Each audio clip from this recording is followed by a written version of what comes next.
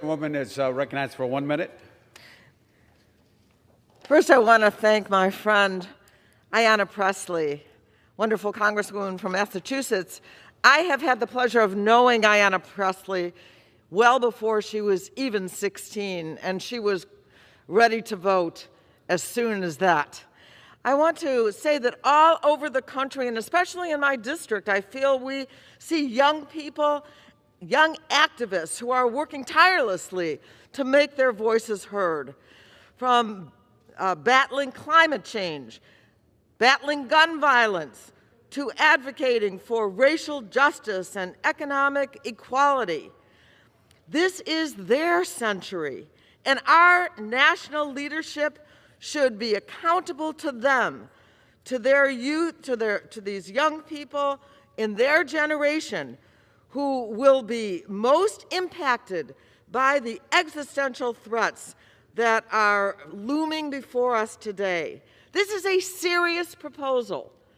16-year-olds are doing the work of adults, and they should be treated with the respect that they deserve and the participation that they should be able to have. So I heartily support this resolution, this amendment, and urge my colleagues to consider it carefully and vote for it. Thank you. Gentlewoman from Massachusetts. Gentlewoman reserves for what?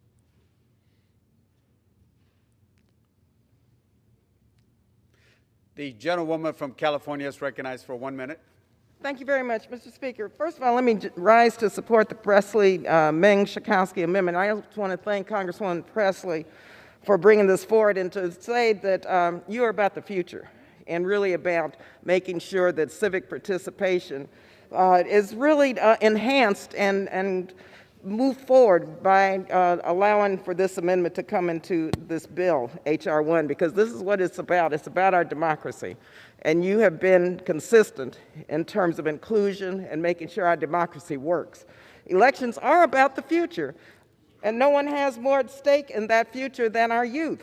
By age 16, we trust our young people with a host of important decisions and responsibilities. It is the moment when lifelong habits are built and when ideas about the world begin to become fixed.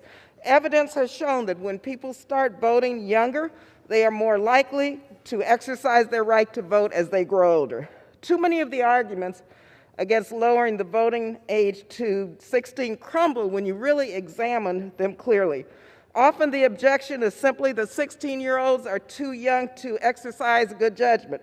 This is really a patronizing thought. In fact, it's downright scary to think that we would have our government policies decide what constitutes as wisdom for our young people. So it's past time for us to elevate voting as one of the central responsibilities of our democracy. I urge an aye vote.